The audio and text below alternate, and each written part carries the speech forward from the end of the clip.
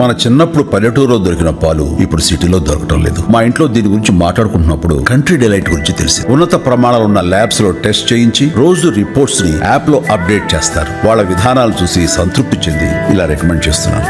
ఇప్పుడే Country Delight app ని download చేసుకోండి. Download the Country Delight app now. NITI Aayog quality of higher education ఎలా improve చేయాలి, ప్రభుత్వ రంగంలో నడిచేటువంటి అది కూడా స్టేట్ యూనివర్సిటీస్లో అనే దానిపైన ఒక రిపోర్ట్ ఇచ్చింది. స్టేట్ యూనివర్సిటీస్ అంటే రాష్ట్ర ప్రభుత్వాలే 90% 95% ఖర్చు పెట్టుకుంటుంది. ఇప్పుడు Osmania university, Kakatiya university, Andhra university, Nagarjuna university, ఇవన్నీ స్టేట్ యూనివర్సిటీస్. ఇవి కాకుండా సెంట్రల్ యూనివర్సిటీస్ ఉంటాయి. ఇప్పుడు ఆంధ్రప్రదేశ్లో విభజన చట్టం ప్రకారం సెంట్రల్ యూనివర్సిటీ ఏర్పాటు చేశారు. హైదరాబాద్లో యూనివర్సిటీ ఆఫ్ హైదరాబాద్ ఉంది. ఇలా కొన్ని సెంట్రల్ యూనివర్సిటీస్ ఉంటాయి. ప్రధానంగా హైయర్ ఎడ్యుకేషన్లో చదువుతున్న వాళ్ళు 80% ఈ స్టేట్ యూనివర్సిటీస్లోనే చదువుతున్నారు. ప్రధానంగా క్వాలిటీ క్రైసిస్ అనేది ఈ స్టేట్ యూనివర్సిటీస్లోనే ఉంది. మీకు టీచింగ్ లెర్నింగ్ క్రైసిస్ కావచ్చు, ఎంప్లాయబిలిటీ కావచ్చు, స్టాఫ్ కొరత కావచ్చు, స్టాండర్డ్స్ ఆఫ్ పెడగోగి అంటారు, అంటే బోధనా పద్ధతులు, రీసెర్చ్, ఇలా అనేక రకాల సమస్యలు ఉన్నాయి. వాటన్నిటి గురించి కాదు ఇక్కడ మాట్లాడుకునేది. నీతి ఆయోగ్ రిపోర్ట్లో చెప్పింది ఏంటంటే English proficiency lack of English proficiency వల్ల ఎంప్లాయబిలిటీ దెబ్బతింటుంది అని. ఇదివరకు గతంలో అనేక ప్రభుత్వ డాక్యుమెంట్లు, ఎకనామిక్ సర్వేలు కూడా చెప్పారు. చాలా గణనీయమైన మన గ్రాడ్యుయేట్స్లో ఎక్కువ భాగం they are simply unemployable.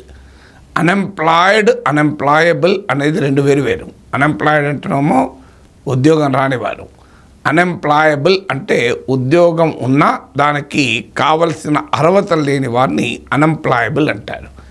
So employability అంటే ఉద్యోగానికి తగినటువంటి నైపుణ్యాన్ని ఇవ్వడం. కోర్సులు చాలామంది చేస్తారు. కోర్సు చేసినంత మాత్రానే ఉద్యోగానికి కావలసిన నైపుణ్యం ఉండదు. సో అందువల్ల ఆధునిక కాలంలో మనం చేసే ఉద్యోగానికి మనం చదివే చదువు కూడా సంబంధం లేకుండా పోతుంది. రాజీవ్ గాంధీ ఆ రోజుల్లో డీలింకింగ్ డిగ్రీస్ ఫ్రమ్ జాబ్స్ అంటే పెద్ద ఇష్యూ వచ్చింది. కానీ ఇప్పుడు నిజంగా డీలింకింగ్ జరుగుతుంది కూడా ఆల్రెడీ. ఎందుకంటే ఇప్పుడు ఇంజనీరింగ్ చదివిన వారు బ్యాంకులో ఉద్యోగాలు చేస్తున్నారు. తమ చదివే చదువుకు దేనికి సంబంధం ఉండట్లేదు. కానీ ఏ జాబ్లోకి చేరాలన్నా అతి కీలకమైనది ఏంటంటే ఇంగ్లీష్ లాంగ్వేజ్ ప్రొఫిషియన్సీ. ఇంగ్లీష్ లాంగ్వేజ్లో కనుక వీక్ ఉంటే, ముఖ్యంగా స్పోకెన్ ఇంగ్లీష్లో, కమ్యూనికేషన్ స్కిల్స్లో వారు జాబ్ తెచ్చుకోలేకపోతున్నారు. ఇది ఇప్పుడు కాదు, చాలా కాలంగా మనం చూస్తున్న ట్రెండ్ ఇది. చదువుతోనే సమాజంలో మార్పు సాధ్యమని నమ్మిన వ్యక్తి, మారుమూల గ్రామంలో పుట్టి వేలాది మందిని మేధావులుగా తీర్చిదిద్దిన విద్యావేత్త, మనలో ఒక్కడు మల్క కొమురయ్యకు టీచర్స్ ఎమ్మెల్సీ ఎన్నికల్లో మొదటి ప్రాధాన్యతగా ఓటేద్దాం, గెలిపిద్దాం. ముఖ్యంగా ఈరోజు మార్కెట్ ఎకానమీ వచ్చాక నీకు ఎంత సబ్జెక్ట్ వస్తుంది, నీకు కోర్ సబ్జెక్ట్ ఎంత అన్న దానికన్నా how do you speak, how do you express, how do you present your self, soft skills అంటారు. ఇది చాలా కీలకమైనది. మన స్టేట్ యూనివర్సిటీలో చదివే స్టూడెంట్స్లో అత్యధిక మందికి ఇది ఒక ఛాలెంజ్. నేను నా సర్వీస్ మొత్తం ఉస్మానియా యూనివర్సిటీలో, స్టేట్ యూనివర్సిటీలో చేశాను. We have seen this problem. So మంచి టాలెంట్ ఉన్నటువంటి పిల్లలకు కూడా ఇంగ్లీష్ రాక, ఇంగ్లీష్ లాంగ్వేజ్లో కాన్ఫిడెన్స్ లేక వారు తమ ప్రొఫెషన్స్లో సక్సెస్ కారు. సో అందువల్ల ఇంగ్లీష్ లాంగ్వేజ్ ప్రొఫిషియన్సీని ఇంప్రూవ్ చేయడానికి నీతి ఆయోగ్ చాలా సూచనలు చేసింది. పెద్ద పెద్ద ఇంటర్నేషనల్ లాంగ్వేజ్ ఇన్స్టిట్యూషన్స్తో కొలాబరేట్ అయి పెద్ద ఎత్తున స్కిల్స్ పెంచడం, లాంగ్వేజ్ స్కిల్స్ అని. ఎందుకంటే మనకు ఇష్టమున్నా లేకపోయినా English is the global language. English is the language of global commerce. English is the language of global communication. మీకు అనివార్యంగా మీరు ఒక ఇంటర్నేషనల్ ఫ్లైట్ ఎక్కితే మీకు ఇన్స్ట్రక్షన్స్ ఏ లాంగ్వేజ్లో ఉంటాయి? ఇంగ్లీష్లో ఉంటాయి. నేను ఫ్రెంచ్ కదా ఫ్రెంచ్లో, నేను జర్మన్ కదా జర్మన్లో ఉండవు. మీకు వరల్డ్ వైడ్గా ఎక్కడ పోయినా నడిచే లాంగ్వేజ్ ఏంటంటే ఇంగ్లీష్. ఎవరైనా ఆర్గ్యూ చేయొచ్చు, ఫ్రాన్స్ వాళ్ళు ఫ్రెంచ్తో, జర్మనీ వాళ్ళు జర్మన్తో, జపాన్ వాళ్ళు జపనీస్తో, చైనా వాళ్ళు చైనీస్తో డెవలప్ కాలేదా? అయ్యారు, అనుమానమే లేదు. వారి మదర్ టంగ్స్ నిర్లక్ష్యం చేసి ఇంగ్లీష్ నేర్చుకోమని ఎవరూ అనట్లేదు. చాలామందికి ఇది ఇంగ్లీష్ వర్సెస్ మదర్ టంగ్ అనే ఒక చర్చ నడుస్తూ ఉంటుంది. బైనరీ నేను అనేది ఇంగ్లీష్ అండ్ మదర్ టంగ్ అంటున్నాను. నేనే ఉన్నాను, నాకు తెలుగు బాగా వస్తుంది, తెలుగులో కవిత్వం చెప్పాలని చెప్పగలను, కానీ మరి నాకు ఇంగ్లీష్ కూడా వస్తుంది బాగా. అంటే ఒక భాష వస్తే ఇంకో భాష రాదు అనే ఒక తప్పుడు ధర ఉంది.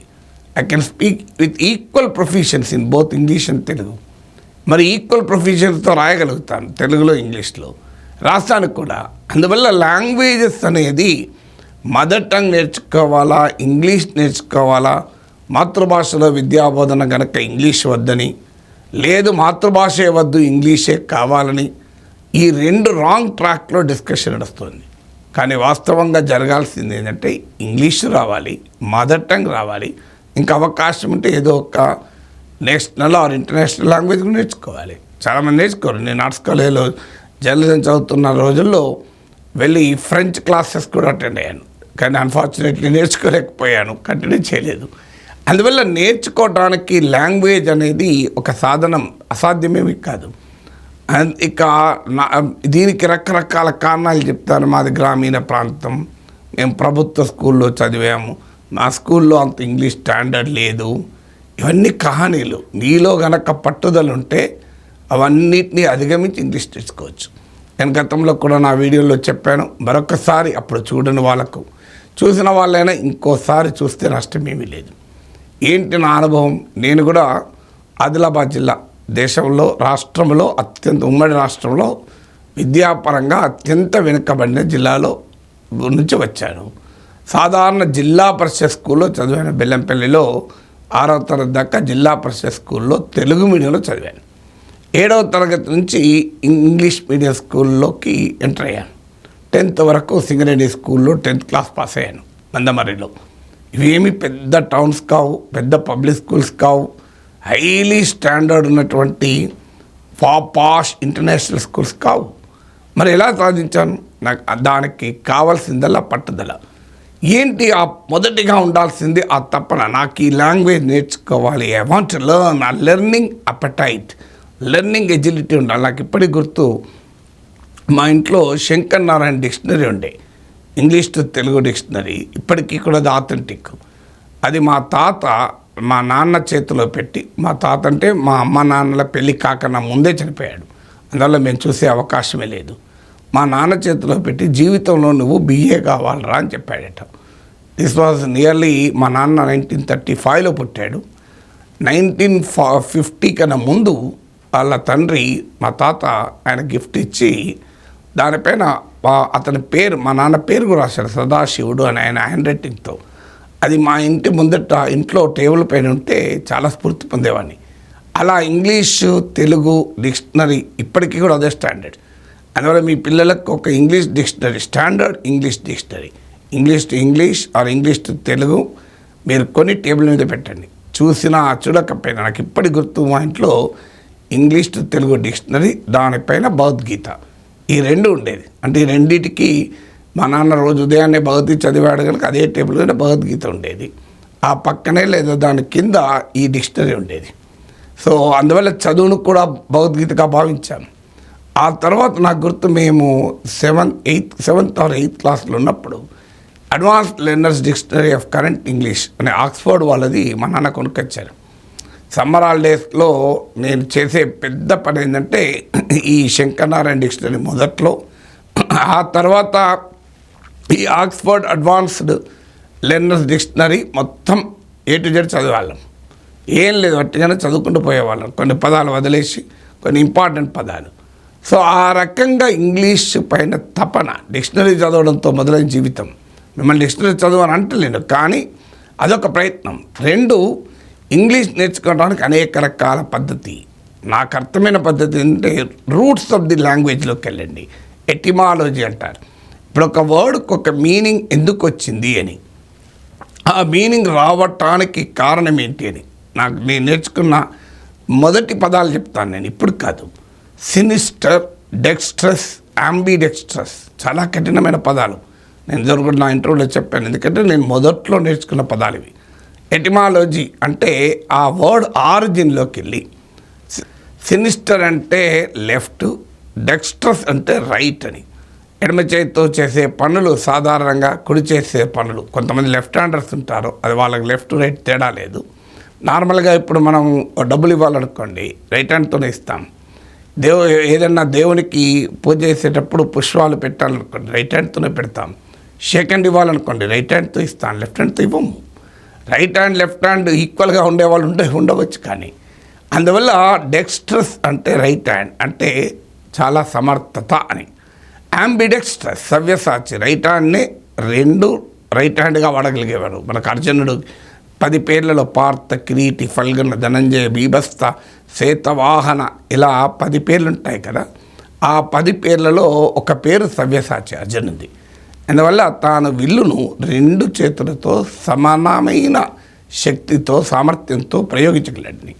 సో అందువల్ల ఆ రకంగా సవ్యసాచి అని. సినిస్టర్ అంటే something drawn, something sinister designs of extremist అంటారు. సినిస్టర్ యాక్ట్స్ అంటారు, అంటే ప్రమాదకరమైంది. సో అందువల్ల ఇలా ఎప్పుడు కూడా ఎగ్జాక్ట్ వర్డ్ కాదు, learn as it gets you. So అందువల్ల ఎటిమాలజీతో నేర్చుకోవడం ఒక పద్ధతి. మూడవది learn English in a context. Learn English in a context. మనం ఒక సెంటెన్స్ చదివినప్పుడు మనకు తెలియకుండానే ఆ సెంటెన్స్ మనకు అర్థమవుతుంది. He got first rank in the examination, so they were ecstatic అన్నాం అనుకోండి. ఇక అర్థమైతే ఫస్ట్ ర్యాంక్ ఇచ్చినప్పుడు ఏం చేస్తారు, చాలా అమితమైన ఆనందంలో ఉంటారు. ఎక్స్టాటిక్ అంటే అదే, ఎక్స్టసీ అంటే అమితమైన ఆనందం. సో ఒక పదాన్ని కాంటెక్స్ట్లో చదవడం. 4వది ప్రొనౌన్సియేషన్ అండ్ ప్రాపర్ రీడింగ్ నేర్చుకోవాలి. రీడింగ్ లేకుండా రైటింగ్ రాదు, రైటింగ్ లేకుండా స్పీకింగ్ రాదు. రీడింగ్, రైటింగ్, స్పీకింగ్ ఈ 3 ఇంటర్లింక్డ్. చాలామంది 3 విడగొట్టి చూస్తారు. నేను ఉదాహరణ టీవీలో ఒక వీడియోలో చెప్పాను. మ్యాన్, ప్రెగ్నెంట్ ఉమెన్ అని ఒక సెంటెన్స్ ఉంది. Went to hospital or went to some bus stand ఉంది. Man, pregnant women went to bus stand. Man, pregnant women went to bus stand అంటే ఒక మనిషి, ఒక గర్భిణీ స్త్రీ బస్ స్టాండ్కి వెళ్ళారని. దానికి కాస్త నువ్వు ఆ విరామాన్ని ఇటు మార్చావనుకోండి, man, pregnant women went to bus stand అంటే పురుషుడు గర్భం ధరించాడు, అందుకే స్త్రీ బస్ స్టాండ్కి వెళ్ళింది లేదా హాస్పిటల్కి వెళ్ళిందని. అందువల్ల ఇంగ్లీష్ లాంగ్వేజ్ను how do you pronounce it. ఇవాళ మీకు డిజిటల్ టెక్నాలజీస్ వచ్చాక pronunciation is not a difficult. అది చాలామంది అమెరికన్ ప్రొనౌన్సియేషను, బ్రిటిష్ ప్రొనౌన్సియేషను స్టైలిష్గా ఉండాలనో ఆలోచిస్తారు. ఏమీ ఇబ్బంది లేదు. Your mother tongue will invariably influence your pronunciation. చూడండి, బెంగాలీస్ ఒక రకంగా, తమిళియన్స్ ఒక రకంగా, మలయాళీస్ ఇంకో రకంగా, తెలుగు వాళ్ళు ఇంకో రకంగా అంటారు. దాన్ని టెంగ్లీష్ అంటూ నవ్వుతూ అంటుంటాను. తమిళియన్స్ ఇలా ఒక్కొక్క వారికి మీకు American English pronunciation, British English pronunciation తేడా ఉంటుంది. అందువల్ల అది డోంట్ వరీ అబౌట్ దాట్. మీరే అమెరికా వెళ్తలేరు కదా, అమెరికాకు వెళ్తే అమెరికా ప్రొనౌన్సియేషన్ నేర్చుకోవాలి. మీరు ఇండియాలో ఉంటే ఇండియన్ ప్రొనౌన్సియేషన్ సరిపోతుంది, నేర్చుకోండి. 5వది మీరు ఒక రకమైన భయం నుంచి బయటపడి మాట్లాడగలగాలి. ఇంగ్లీష్లో మాట్లాడగలిగితే అనివార్యంగా వస్తుంది.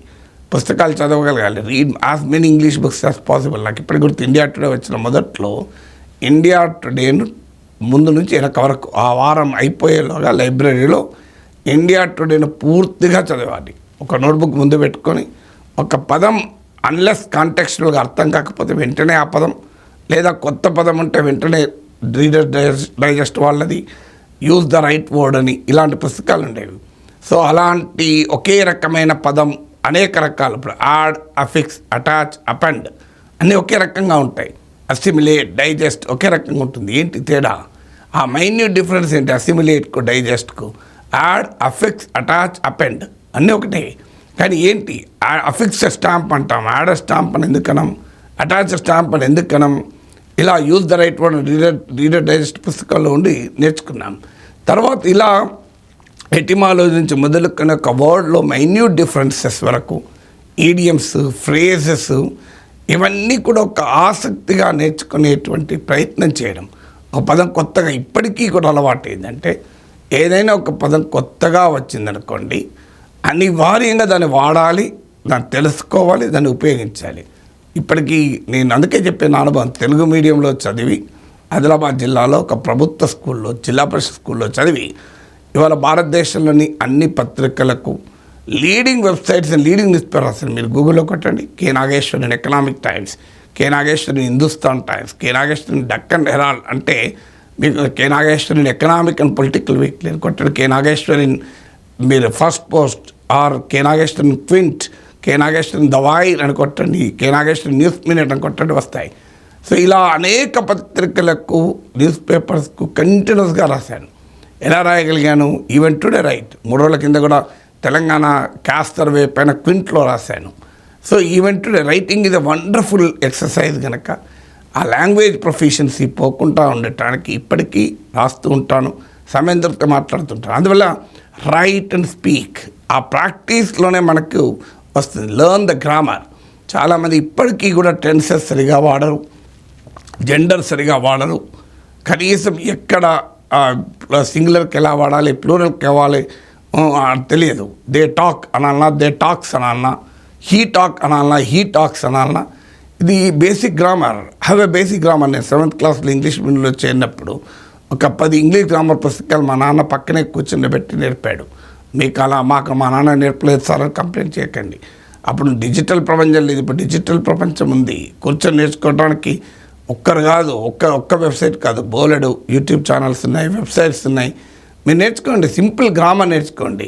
ఎందుకంటే grammar is the basis of language. ఒక భాషను ఎలా వాడాలి, ఎలా రాయాలనడానికి ఆ గ్రామర్ వస్తే తప్ప ఆ భాష రాదు.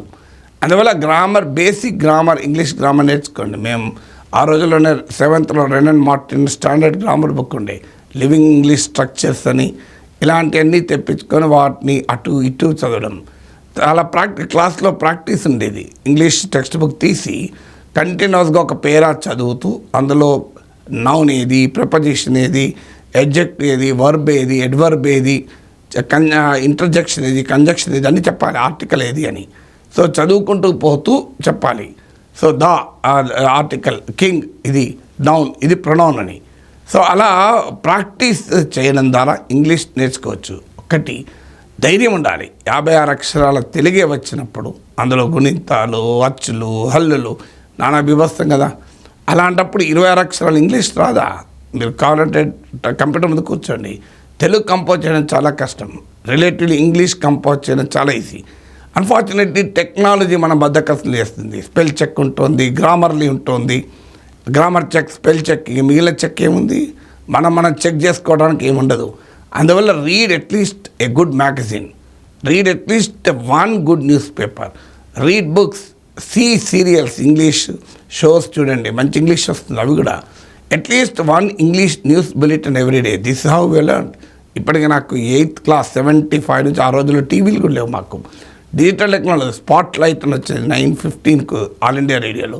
9 o'clock ఇంగ్లీష్ న్యూస్ వచ్చేది, 9 to 9:15, 9:15 to 9:30. ఈ ½ an hour కంపల్సరీగా English news followed by spotlight వినేవాళ్ళం. మార్నింగ్ మళ్ళీ 8 to 8:30 వరకు ఉండేది, అది వినేవాళ్ళం.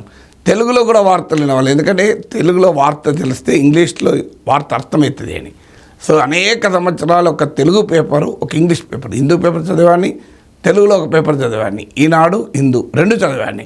ఎందుకంటే ఈనాడులో ఒక వార్త చదివాక అదే వార్త కదా, పోలీస్ దొంగతనం జరిగింది, ఆ దొంగను పోలీసులు నిర్బంధించారు అని ఈనాడులో చదివాళ్ళం. ద పోలీస్ అప్రిహెండెడ్ థీఫ్ అని ఇంగ్లీష్లో చదివాళ్ళం. ఓహో, అప్రిహెండ్ అంటే అరెస్ట్ చేయడము, లేదు అప్రిహెండ్ అంటే ఫియర్ అని మీనింగ్ కూడా వస్తుంది. సో ఇలా ఒక తెలుగులో చదివి, ఇంగ్లీష్లో చదివి, ఆ రెండింటిని, లేదు ఒకే వార్తను డిఫరెంట్గా ఎలా రాస్తారు ఒకే సబ్జెక్టు పైన. ఎందుకంటే ఆ రకంగా రాయడం వల్ల అనేక రకాల ఆ యూజేజ్ అర్థమవుతుంది. అందువల్ల లెర్న్ ఇంగ్లీష్. అవునన్న national council for applied economic research, university of Maryland వాళ్ళు రూపొందించిన ఇండియా హ్యూమన్ డెవలప్మెంట్ రిపోర్ట్ కూడా చెప్పింది అది. ఇంగ్లీష్ ప్రొఫిషియన్సీ వల్ల ఎంప్లాయబిలిటీ పెరుగుతుంది, ఈవెన్ ఇన్కమ్ కూడా పెరుగుతుంది. ఒకే ఉద్యోగానికి ఇంగ్లీష్ రాకపోతే వచ్చే ఎర్నింగ్ కెపాసిటీ కన్నా ఇంగ్లీష్ వస్తే ఎర్నింగ్ కెపాసిటీ ఎక్కువ ఉంటుంది. మీరు అందుకే ఒక తెలుగు పత్రికలో రాస్తే ఇచ్చే డబ్బులతో పోలిస్తే ఒక 5-6 రేట్లు ఇంగ్లీష్ దాంట్లో రాసిస్తారు. సేమ్ కదా, అది తెలుగు పత్రిక అయినా అదే లెవెల్, ఇంగ్లీష్ అయినా అదే లెవెల్. ఇంకా ఇంగ్లీష్లో అంతకన్నా తక్కువ సర్క్యులేషన్ కూడా ఉంటుంది. But that is how the world is, whether we like it or not. ఆ ఇంగ్లీష్ పట్ల హేట్రెడ్ వద్దు. It's also a language. English వాళ్ళు మనం పాలించారు కదా అని ఇంగ్లీష్కి వ్యతిరేకంగా ఉండాల్సిన అవసరం లేదు. పాలించిన బ్రిటిష్ వలసవాదాన్ని వ్యతిరేకిద్దాం. బ్రిటన్తోనే బ్రహ్మాండమైన సంబంధాలు పెట్టుకుంటున్నాం. మన భారత సంతతి చెందిన వాళ్ళు బ్రిటిష్ ప్రైమ్ మినిస్టర్ అయితే ఆనందపడ్డాం. ఇంగ్లీష్ పైన వ్యతిరేకత ఏంటి? ఇంగ్లీష్ ఇది language, just like any other language, English language. అయినా ఇప్పుడు బ్రిటన్ కన్నా బహుశా ఇండియాలోనే ఇంగ్లీష్ స్పీకర్స్ ఎక్కువ ఉండొచ్చు నా అనుమానం. I think this has to be checked. There may be more English speaking people in India than in its homeland call United Kingdom. So అందువల్ల ఇవాళ ఇంగ్లీష్ యొక్క బ్రిటన్ దెక్ కాదు, ఎవ్రీబడి ఇంగ్లీష్ ఇస్ ఇండియన్ లాంగ్వేజ్గా దాని పట్ల హేట్రెడ్ ఉండకూడదు. So read, write, speak and you get a mastery over the language. I wish you all the best.